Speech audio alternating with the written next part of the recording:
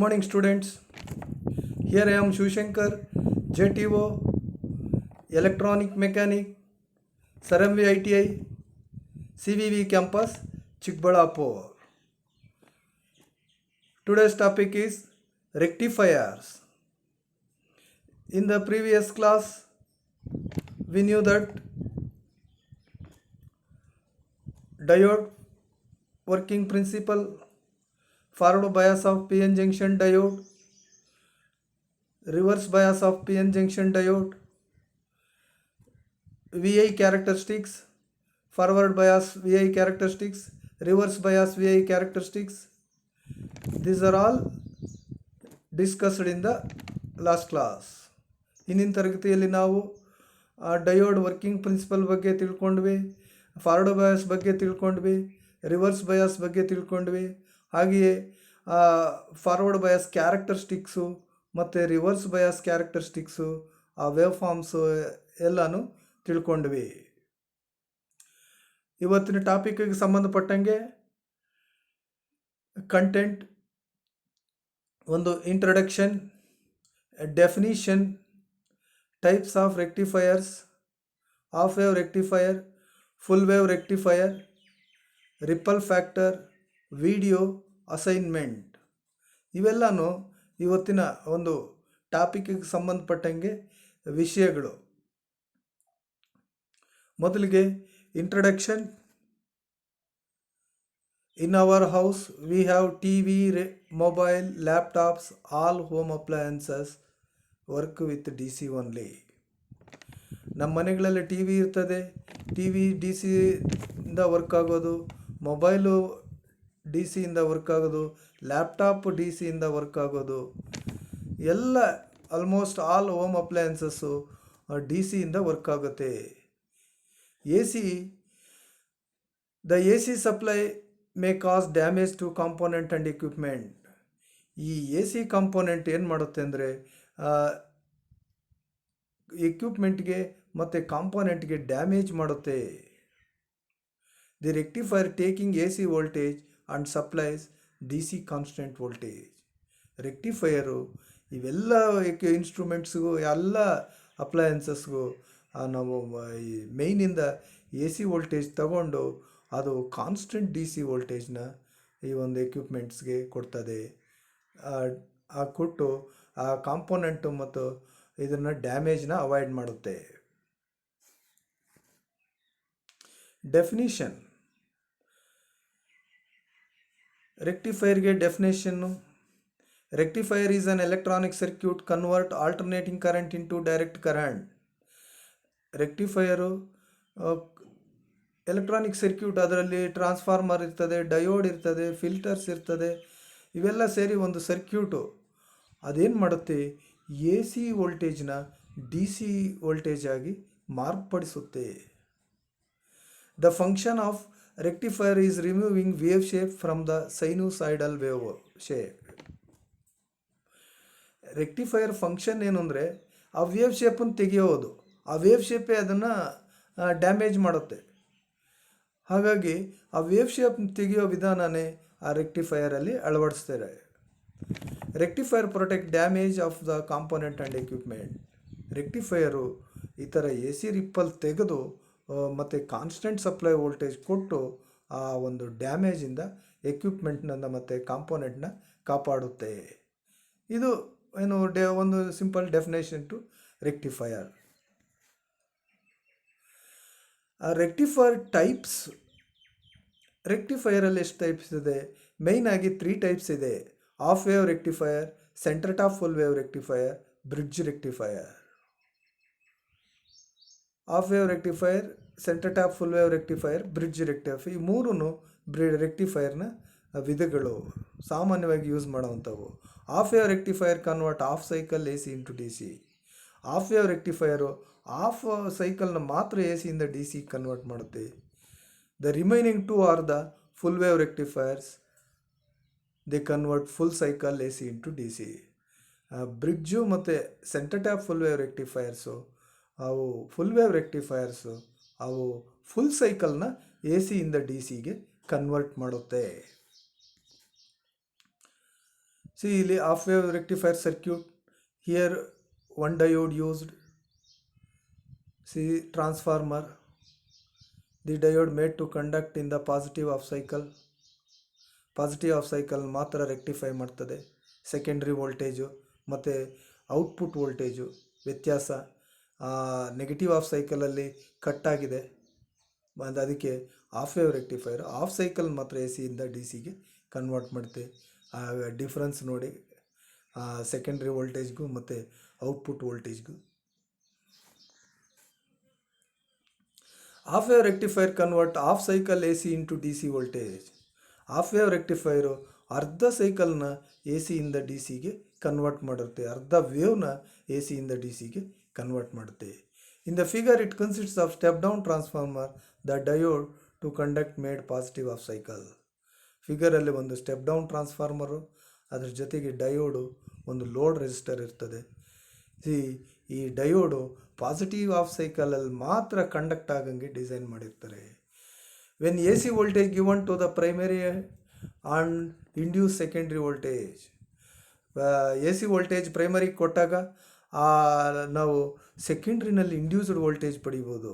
Required amount of induced voltage obtain in the secondary. ನಮಗೆ ಎಷ್ಟು voltage ಬೇಕೋ ಅಷ್ಟು ವೋಲ್ಟೇಜ್ನ ಸೆಕೆಂಡ್ರಿನಲ್ಲಿ ಪಡಿಬೋದು. During positive half cycle diode forward bias and current flows through load R L. Positive half ಸೈಕಲಲ್ಲಿ diode forward pass ಆಗುತ್ತೆ, ಹಾಗಾಗಿ ಡಯೋಡ್ ಮುಖಾಂತರ ಕರೆಂಟ್ ಪಾಸ್ ಆಗುತ್ತೆ, ಲೋಡ್ ಮುಖಾಂತರ ಕರೆಂಟ್ ಪಾಸ್ ಆಗುತ್ತೆ.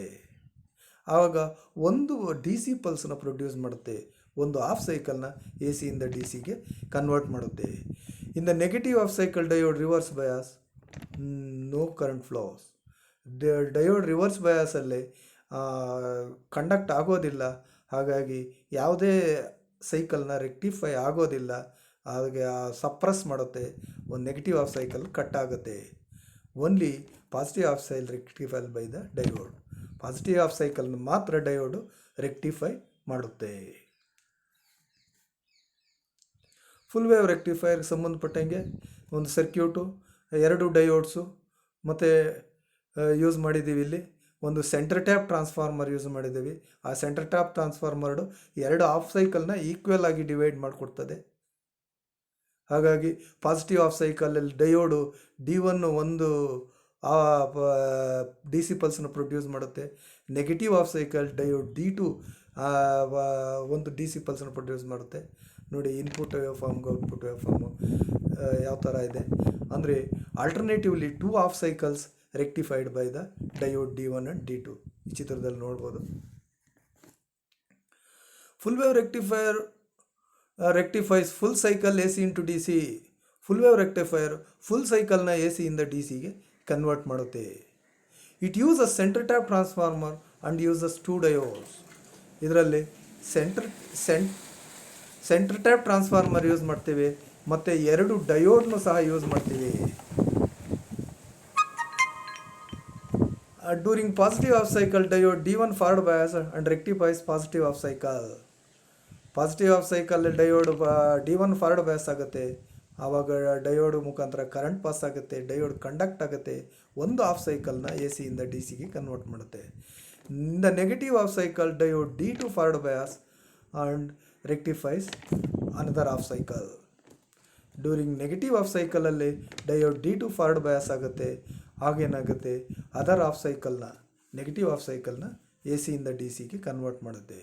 ಇನ್ this way full cycle rectified by the diode centre tap full wave rectifier.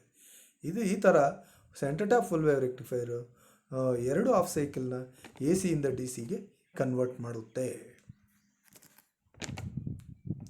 Ripple factor.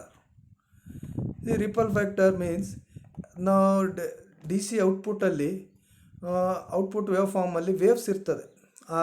Output ನೋಡ್ದಂಗೆ ಅದರಲ್ಲಿ ಇನ್ನೂ ಎ ಸಿ ಕಾಂಪೋನೆಂಟ್ಸ್ ಇರ್ತದೆ. ಯಾವುದೇ ಹಾಫ್ ವೇವ್ ರೆಕ್ಟಿಫೈರ್ ಆಗಿರ್ಬೋದು, ಫುಲ್ ವೇವ್ ರೆಕ್ಟಿಫೈರ್ ಆಗಿರ್ಬೋದು.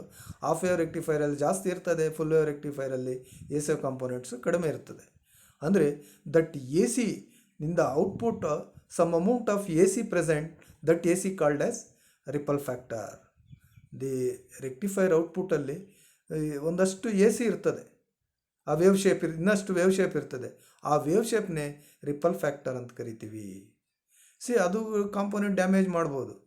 ಹಾಗಾಗಿ the rectifier output contains both A C and D C components. ಎರಡೂ ಇರ್ತದೆ, ಎ ಸಿ ಕಂಪೋನೆಂಟು ಇರ್ತದೆ, ಡಿ ಸಿ ಕಂಪೋನೆಂಟು ಇರ್ತದೆ. ಅದಕ್ಕೆ ಅದನ್ನು ಪಲ್ಸೇಟಿಂಗ್ ಡಿ ಸಿ ಅಂತ ಕರಿತೀವಿ. In the rectifier output voltage some amount A C present, that A C called as ripple factor. Output D ಸಿನಲ್ಲಿ, pulsating D ಸಿನಲ್ಲಿ ಎ ಸಿ ಇರ್ತದೆ. ಆ ಎ ಸಿ ಕಾಂಪೋನೆಂಟ್ನ ರಿಪಲ್ ಫ್ಯಾಕ್ಟರ್ ಅಂತ ಕರಿತೀವಿ. Ripple factor is defined as ratio of V R M S voltage to the V D C voltage. R M S voltage to V D C ಅಂದರೆ root mean square voltage to D C voltage, ಅಂದರೆ ಆ ವೋಲ್ಟೇಜ್ನ ತಗೊತೀವಿ. Therefore, ripple factor equal VRMS divided by VDC. VRMS divided by VDC. The standard ripple factor of half wave rectifier is 1.21. ಹಾಗೆ half wave rectifier ಜಾಸ್ತಿ ಇರ್ತದೆ. ಯಾಕೆಂದರೆ ಅರ್ಧ ಸೈಕಲ್ನೇ ಅದು ರೆಕ್ಟಿಫೈ ಮಾಡೋದು, ನಿಂಗೆ ಅರ್ಧನ ಹಂಗೆ ಉಳಿಸ್ಬಿಟ್ಟಿರ್ತದೆ. ಹಾಗಾಗಿ ಆ ರಿಪಲ್ ಫ್ಯಾಕ್ಟರ್ ಜಾಸ್ತಿ ಇರ್ತದೆ, 1.21. ಆ ಕೆಪಾಸಿಟರ್ಸ್ ಯೂಸ್ ಮಾಡಿ ಅದನ್ನು ಕಡಿಮೆ ಮಾಡ್ಬೋದು. The standard ripple factor of full wave rectifier is 0.48. Full wave rectifier ripple factor 0.48. ಇದು standard ripple factor of full wave rectifier. ಅದನ್ನು ಕೂಡ ಕಡಿಮೆ ಮಾಡ್ಬೋದು ಫಿಲ್ಟರ್ ಕೆಪಾಸಿಟರ್ಸ್ನ, ಫಿಲ್ಟರ್ ನೆಟ್ವರ್ಕ್ಸ್ನ ಯೂಸ್ ಮಾಡಿ. ನೋಡಿ, ಈ ಒಂದು ಟಾಪಿಕ್ಗೆ ಸಂಬಂಧಪಟ್ಟಿಗೆ ಒಂದು ವಿಡಿಯೋ ಇದೆ, ವಿಡಿಯೋ ಕೇಳಿ. ಪವರ್ ಸಪ್ಲೈ ಏನು ಸ್ಟೇಜಸ್ ಇರ್ತದೆ, ಯಾವ ಥರ ವರ್ಕ್ ಆಗುತ್ತೆ ಅಂತ. See the internal functional blocks of power supply.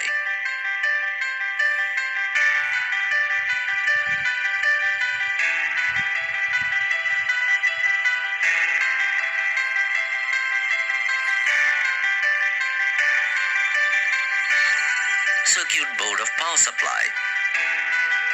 Step down transformer, bridge rectifier, filter, regulator. The operation of the power supply by its internal circuit is shown.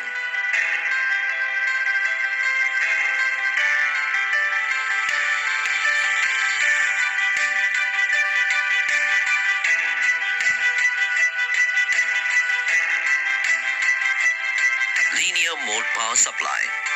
In this video, we are going to see the internal blocks and the function of linear mode power supply. The linear mode power supply consists of step-down transformer, bridge rectifier, filter and regulator.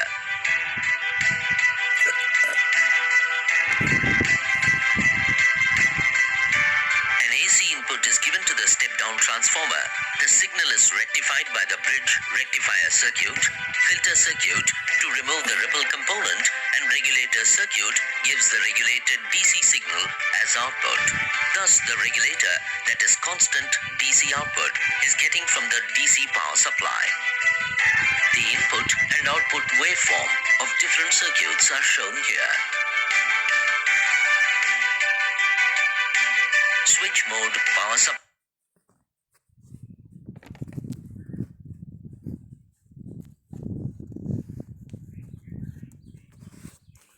Assignment: define rectifier and name the types.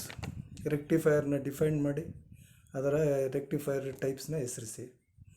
Briefly explain operation of half wave rectifier. Half wave rectifier ಹೆಂಗೆ work ಆಗುತ್ತೆ ಅಂತ ಒಂದೆರಡು ಪಾಯಿಂಟಲ್ಲಿ explain ಮಾಡಿ. Explain briefly ripple factor. Ripple factor ಅಂದರೆ ಏನು, ಅದ್ರ ಬಗ್ಗೆ ಅದು ಯಾವ ಥರ ಇರ್ತದೆ ಅದ್ರ ಬಗ್ಗೆ ಸ್ವಲ್ಪ ಇದು ಮಾಡಿ.